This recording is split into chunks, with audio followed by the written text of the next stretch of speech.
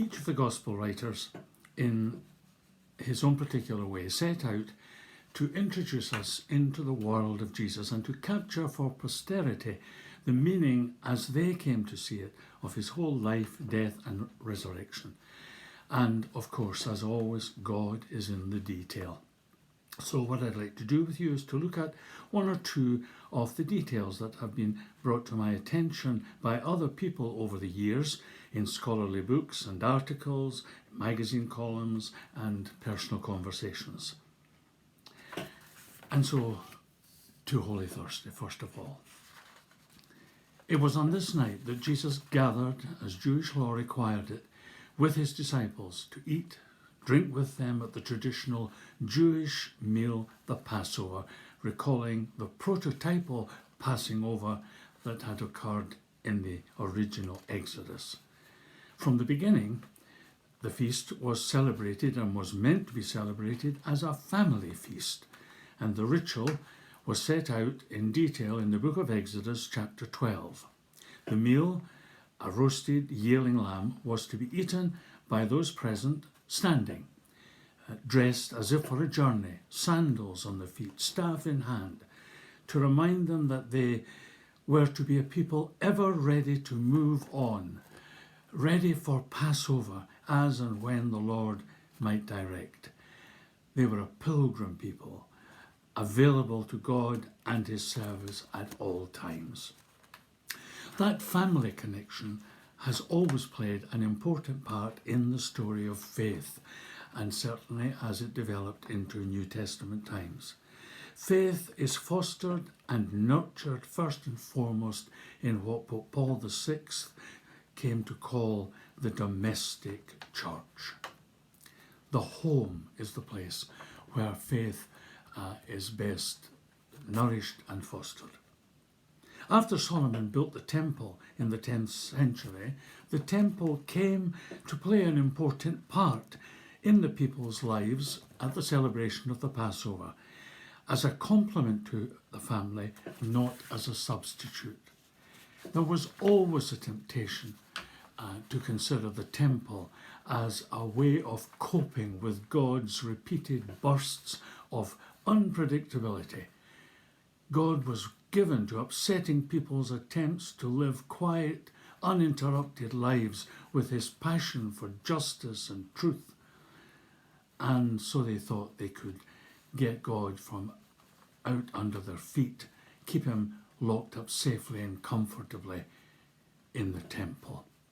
And he had nothing to complain about. It was well appointed.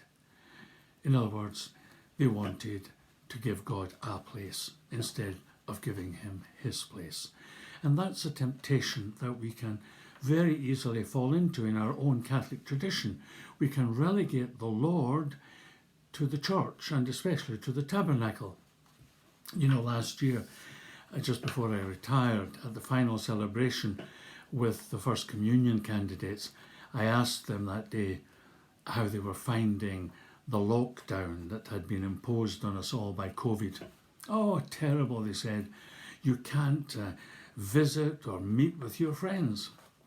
Well, I told them, it's the same for Jesus. He doesn't like being locked up either in the tabernacle all day, every day, when he wants to be out there with people where he belongs. And that's what receiving Holy Communion is all about, I said. You take Jesus with you and let people be in touch with him when they come in touch with you. You are walking tabernacles. Anyway, as life developed and settled for God's people, the temple did play an important role in the yearly celebration of the Passover feast. Every family would travel together up to Jerusalem to renew their faith and be present to God. From a purely human point of view, there was great wisdom in that, because apart, not just from the fact that they lived physically apart over the year, and families can drift apart, they can easily lose the sense of family, of belonging, that solidarity of shared family traditions and values which lay good foundations for each member, and especially for the youngest. Sadly, there are immeasurable and relentless pressures being put on family life nowadays at all sorts of levels, which are corrosive of family life, and it is a struggle for you parents. I remember reading something written by Cardinal Ratzinger before he became Pope in a book entitled Journey to Easter. It was a series of reflections that he gave to Pope John Paul II and the papal household in 1983. And he recalled there that at the time of Jesus, people would come up to Jerusalem because the lambs of the Passover celebration were always ritually killed in the temple. And as each individual family came up, it was looked upon as what was called a kabura, which is the Hebrew word for friend, family. And so the plural chaburim, groups of friends and family. Anyone who found themselves coming up on their own was to be invited to join an existing chabura for the Passover. Well, on this night, Jesus made arrangements to celebrate with his chabura, his group of friends in the upper room. But he was about to establish a new permanent chabura, a new group of friends who would, at his request, continue to gather and represent again and again his exodus, which was even at that moment underway. Do this, he said, in memory of me, and go on doing it in every generation. Do it over and over again, and I promise when you do gather in my name, I will be there with you, sharing all that I am and have with you, reliving this moment with you by reproducing in you the pattern of my own exodus. The breaking of bread, the sharing of the cup, would be a sign of the shared life that they would have, and that we then can invite others to share with us if they believe. What exactly was it that Jesus wanted his disciples to do? Now, of course, go on celebrating the Eucharist, offering that one unique sacrifice, representing it in an unbloody way throughout time. But it's important that we see beyond the ritual liturgical celebration and ask, what is the deepest significance of what goes on at the celebration of Mass? One of Jesus' primary concerns that night was precisely keeping the disciples together, connected to one another in and through their connection to him personally. And there would always be the danger that they would scatter, and indeed they did for a short time that very night.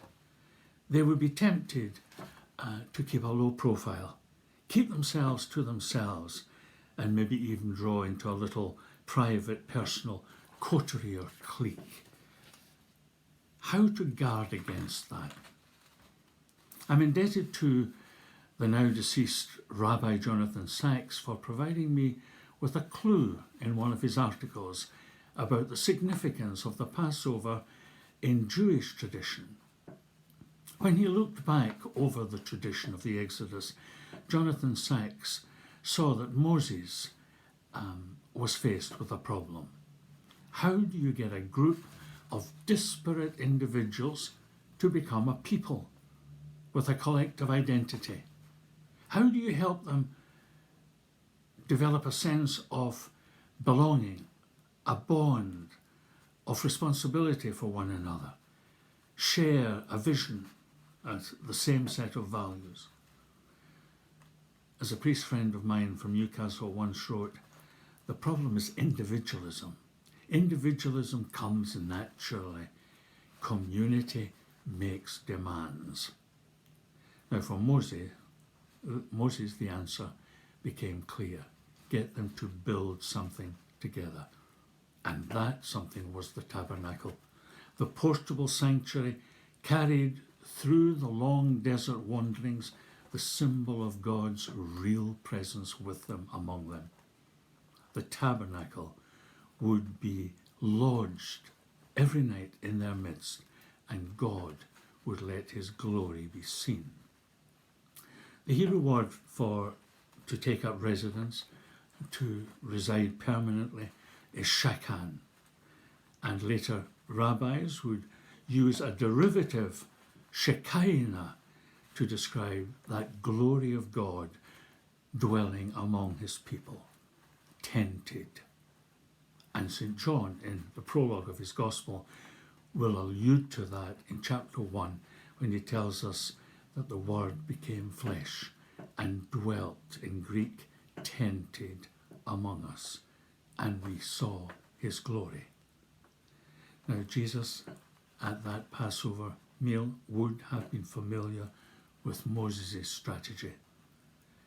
Jesus is establishing a new sign of the permanent presence of God, the gathering of disciples as a living body throughout the ages, building a community characterized and recognized as a sign, a sacrament of God's active presence there with them.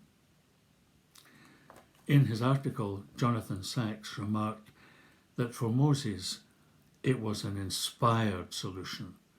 I think what he meant was it was God's solution, and it's the same here on Holy Thursday. For Moses, the tabernacle would be constructed out of the contributions of many individuals. What each gave was unimportant. That each gave was essential. So let's move on to Good Friday. People often wonder why this day is called Good Friday, especially when the focus is the broken body of Jesus hanging on the cross. I believe we'll find the answer in John's Gospel, the fourth Gospel, and John's account of the Passion, which is always read on Good Friday, and in fact predominantly every year over this whole period called the 90 days, the 40 days of Lent leading up to Easter and the 50 days after Easter, as the church and disciples unpack the mystery of what has happened and prepare to go out at Pentecost to share that with the world at large. Now, in all of the four Gospels, you will find what are called the three predictions of the Passion. 3 times Jesus tells his disciples what lies ahead in no uncertain terms, graphic terms. There's going to be suffering, death, rejection. And that's difficult to accept, never mind understand, but it's a fact. There's no avoiding it.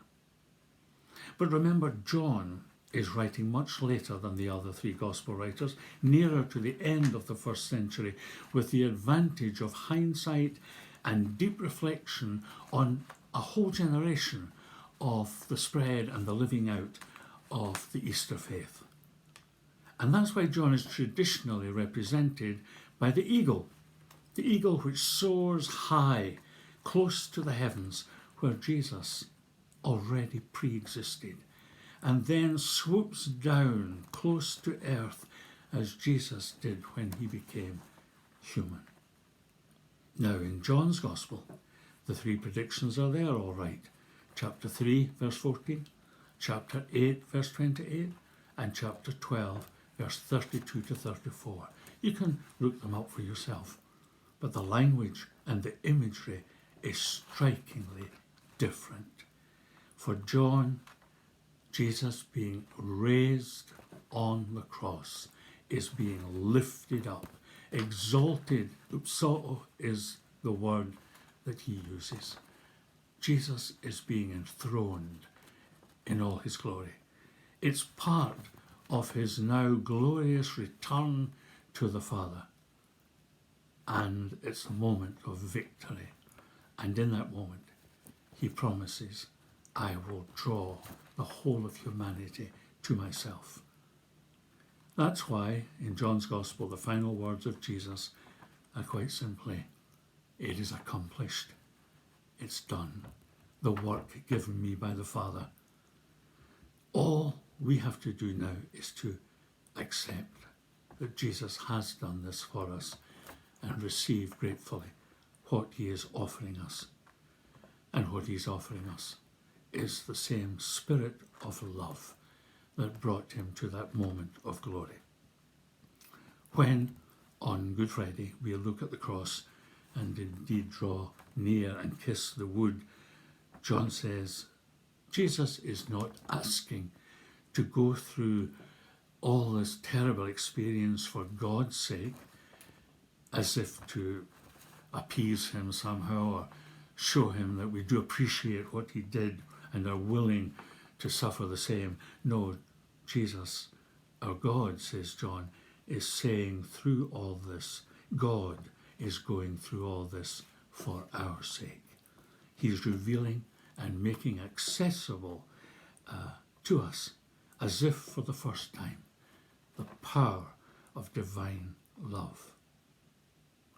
The turning point of the whole gospel in John is in chapter 13, verse 1. Think of the 12 chapters before as describing the descent of Jesus from his pre-existent presence with the Father into the depths of human experience. And at that moment, as he turns with humanity now to bring humanity back up, lift them up towards God, John tells us at that chapter 13, verse 1, knowing that the hour had come for him to go from this world to the Father, he loved them to the end.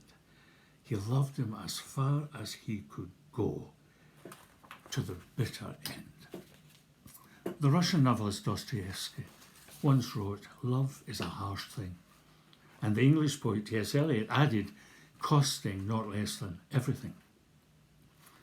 That was the title of a little book published in 1991 by my lifelong friend, mentor and spiritual director, Father Jock Dalrymple of this diocese. It was something he knew from his own experience and something that he passed on certainly to me over years of spiritual advice. I remember indeed at one time in my life as a young priest, the question arose about particular friendships which were regarded in traditional wisdom as dangerous to be avoided like the plague. Easier said than done. Anyhow, Father Jock said to me one evening during spiritual direction, remember this little French phrase, pardon my accent, "Le cœur se bronze ou se brise." The heart must either be broken or turned to bronze. And people, Father Jock told me, don't need priests with hearts of bronze. They must know from experience that love hurts. That's the message of the gospel. For John, God was love. It wasn't, as it is for us, sadly, something that we do, something that God does. We can stop loving. We can love selectively. We can manipulate our loving of others for our own selfish reasons. We can just stop loving altogether. But God is love. It's who he is. And he showed that on the cross. So Jesus can say in that second prediction of chapter 8, verse 28, when you have lifted up the Son of Man, then you will know that I am he. In Greek, ego eimi, straight and simple, it's me revealed in my true colours, in all my glory. That takes us back to the Exodus. I am who I am. It's me. I'm here. You know, love is not something saccharine or sentimental, at least not if you want to keep your commitments in life, whether in marriage or friendship or religious life or discipleship. Love costs and ultimately costs everything. That is the message of the cross. But such love is not particularly fashionable nowadays. Maybe it never has been. It's tempting for us to want to have our cake and eat it. We want to engage with others, even with God, as long as we can have manoeuvre room for ourselves, space, free to do our own thing. I recall reading about the Catholic writer Graham Greene, who once turned down the opportunity for a personal interview with Padre Pio. And when he was asked why, he said, because I know if I met him face to face and saw the love that was in him, I'd have to change, and I'm not ready for that yet. Well, at least he was honest. All of us want to be loved and to love, but not at the cost of obedience unto death. The result is a constant struggle with ourselves and with the world around us. In that little book, A Theology of History, which I mentioned in the first talk, the Swiss theologian von Balthasar identifies the struggle, which is a major theme in John's Gospel, the struggle between good and evil, light and darkness, truth and falsehood, love and hate, spirit and flesh. It's a struggle that has surfaced over and over again in full technicolor at times throughout history, the struggle for people's souls. We can see something of its horror in the current war between Russia and Ukraine, which has implications not just for those two nations involved, but for humanity itself. That same struggle has at times been acted out as if between the world and the church, as though they were two distinct entities.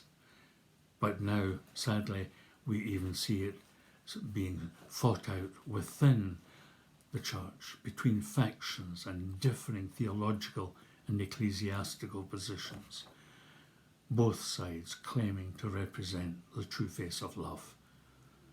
Von Balthasar suggests that all those confrontations and conflicts are only the external echo of a much more vital struggle, one that's ultimately crucial for human history itself. It's the struggle that's going on and has to go on deep within the womb of the church, in the minds and hearts of every disciple. It's the struggle of the Lord with his beloved, with each one of us, to keep us available to God and to God's ultimate purpose within and for the whole of his creation. For John, that's what Calvary was all about. And that, for him, was why the church needs to draw ever closer to the cross. Critics have often seemed to find some significance, even sinister significance, in the fact that John never mentions the church, doesn't use the word ecclesia ever, never refers to the development that was obviously going on of basic structures in governance and creedal formulations and offices and the emergence of a hierarchical order and so on in those small communities that would later develop into the great Catholic tradition. But then Mark and Luke don't use the word ecclesia either, and Matthew only uses it once. And John's great image in chapter 15 of the vine and the branches, with this emphasis on fruitfulness and loving one another, shows that John had a deep appreciation of the church, not so much in its outer shell and shape, if you like, in all its activity as a great organisation, but more in its inner life, the life of grace, the loving relationship, life-giving relationship between the Lord and his disciples. So John doesn't talk about the church. He, in fact, wants the church to talk about the Lord. That is what is important. And so the church forever and now, during this Good Friday, needs to draw close to the cross and identify itself as the community of the beloved disciple that stood with Mary. And then, as now, there will always be a temptation for the church to become too self-interested, caught up in promoting itself and gazing at itself, and protective of its position and power in the world. And history shows only too clearly how the church, as an institution, can overreach itself and give the world a run for its money in the ways of skullduggery and wrongdoing and downright evil, if we're honest. The ongoing investigation into sexual abuse and its cover-up presently going on within the church is a cause for shame, not only for the perpetrators, but for the whole church. So John chooses his depiction of Calvary to give us his image, modest but real, of the church, Mary and the beloved disciple, the church in miniature. And the most striking thing about them is that they are totally silent. Only Jesus speaks. Their role is to be there, listening and watching. I think that's surely the image of the church that Pope Francis has in mind when he speaks of a synodal church, a church that makes its way to Calvary, to wherever there is suffering in this world, and listens, first and foremost, to what the Lord might have to say. Silence can unnerve us at times. You know, we have an almost irresistible urge to break the silence. Maybe it's because we can't face the deep seated awareness of things in our own lives that might suddenly pop to the surface. But their being there listening allowed them to hear the first proclamation of the gospel from the lips of Jesus. It is accomplished. The work is done. Damaged, frustrated humanity is on its way back to God, freed. No longer does anyone have to sin. In fact, John says something just a bit more. He says they stood near the cross, near enough to see the broken body clearly. It's when we're confronted, really there before our very eyes, with pain and suffering, when it's staring us in the face, that's when there's some chance that we might be moved to compassion and to do something about it. Because it's easy to be shocked at the brutality that's going on in people's lives, the crucifixions going on, and to feel sympathetic, we need to draw nearer to the real suffering that's going on. And that's what Calvary and the cross does. It calls us to active, unselfish love, as shown by Jesus. And so, finally, to Holy Saturday. Holy Saturday has always been a funny sort of day, stuck between the stark drama of Good Friday, muted, measured, and the forthcoming dramatic ceremonies surrounding the Easter Vigil, and the outburst of unrestrained joy and celebration, the Easter acclamation, the exulted. Of course, there is a hive of activity goes on in the church building as everything is prepared for what St. Augustine once called the mother of all vigils. There's lots of spit and polish and cleaning of the sacred vessels and so on. But don't be fooled. The ancient Apostles' Creed, which is thought to date to the middle of the 2nd century and forms the basis of the later Nicene Creed from the 4th century, that we're more accustomed to at Sunday Mass. The Nicene, there's one little difference between the Apostles' Creed and the Nicene Creed. The Apostles' Creed tells us that Jesus descended into hell. The Nicene Creed doesn't. No matter. The bottom line is he did descend into hell. Why? What does that mean? Jesus had to confront the prince of darkness, the devil, the enemy of God, the destroyer of humanity. Call him what you will. John speaks of the father of lies, the source of false news, misinformation. So don't let your imagination run away with you and visualize small horned creatures with red suits and forks. Just think of the evil that is all around us and how it originates and how it operates. There is a control centre, and that's what we call hell. Jesus descended into the depths of human misery, the misery of the human predicament, and that meant he had to descend right into the depths where all is not light and joy and freedom and peace, where the darker side exists and operates and wants to worm its way into controlling our lives. But Jesus has taken control on the cross, and so he needed to reach down into the depths for that victory to be heard even there. In a wonderful article on the significance of Holy Saturday in the Easter edition of the Tablet, which is a weekly Catholic magazine I take, an English parish priest, Father Daniel O'Leary, put it beautifully. He wrote, "In death, Jesus' Sacred Heart has become the innermost heart of the world.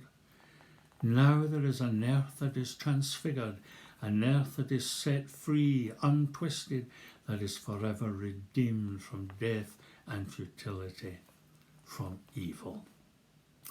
Now something of all that dramatic activity going on, as it were, beneath the surface on Holy Saturday has been captured in the art of the Eastern Orthodox tradition.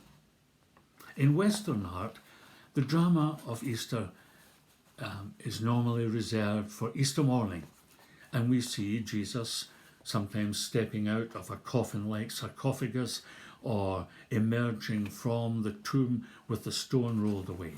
But Eastern art shows something different. It shows Jesus bursting out of the fires of hell, clutching Adam and Eve, the human race, one under each arm as he thunders through the gates of hell. For Jesus, it's important that we know he can and will descend into the darkest areas that we sometimes find ourselves in. He will search us out in our despair and loneliness and sense of unworthiness and lift us up. He will not be put off by any chains or locks or bars that threaten to keep us from freedom, to share in his victory. Whenever I celebrate the Easter Vigil, I cannot but remember the first vigil that I ever celebrated, and it was in 1963 in the huge parish church in Marino, a town about 21 kilometres southeast of Rome in the Alban Hills. The Scots had a summer house there, an old farmhouse bought in the 17th century when students for the priesthood in Scotland and England had to be sent abroad for training. And the summer house allowed them to leave the intense heat of Rome during the summer months when the universities were closed. Well, anyway, I was out there for studies. I'd been sent out from the home seminary, and that particular Easter we were at the college. The college in Rome had actually been sold, and we were permanently living, we did for 3 years, out in this summer house. I was sent by the college to assist the local parish priest in Marino during the Easter Vigil. The parish priest was young, he was full of energy. The deacon was the former retired parish priest, an old, frail man in his late 70s or 80s. I was somewhere in between. I was 23 at the time, appointed to serve as sub-deacon. How things have changed. Anyway, I worried from the start about the old man, the deacon. he couldn't hide the fact that he was finding the whole ceremony wearisome, tiresome. He sighed heavily and noisily. And then we got to that part in the liturgy where the Easter water had to be blessed, and the font was at the back of the church, the other end of the church, a huge bird-like bath. And off we went after the parish priest at great rate down the length of the church. And we stood there, gathered around this huge bird-like font as he sped through the Latin prayers. It was oppressively hot. People were crowding round, and suddenly the old man, the deacon, leaned forward over the font, cupped the water and splashed his face and his whole head. In Scotland we'd say sloonged his face, and then he wiped himself dry with the sleeve of his alb. The parish priest never paused or batted an eyelid. I nearly fell into the font. It was so unexpected but so natural, and it brought home to me as no book ever could what that night was all about, what the vigil is all about. It's about being refreshed, mind, body, soul, spirit, with what is to hand. And thanks to our faith and the rich experience of faith poured into the vigil, the Lord himself is there, the source of life and love and growth for us as human beings. I'd like to leave you with one last image from the Easter Vigil, and it's one that resonates easily here in Scotland, but I hope, hopefully, equally with your own home tradition. It's the image of the hearth. The hearth was traditionally the heart of any household. It was a place to gather, to hear the family stories, to share hopes and dreams, to bring friends. It was the place to go out from and to come back to. The image of the hearth is very deep and strong in ancient, traditional Scottish Gaelic religious poetry. The hearth was the heart of the home and of family life. And the first work of each day was the kindling, getting the hearth burning. So the materials used for lighting the fire came to be called kindling. You know, good dry sticks or paper wrapped into semblance of sticks. Here are 4 lines of an ancient folk hymn called The Kindling, which was said or sung as the hearth was being set alight. This morning I will kindle the fire upon my hearth before the holy angels who stand about my path. God, a love flame kindle in my heart to neighbour all, to foe, to friend, to kindred, to brave, to knave, to thrall. That's what the church does at the vigil. May the Lord gather you and rise in your midst and fill your hearts and homes with his peace and joy. God bless.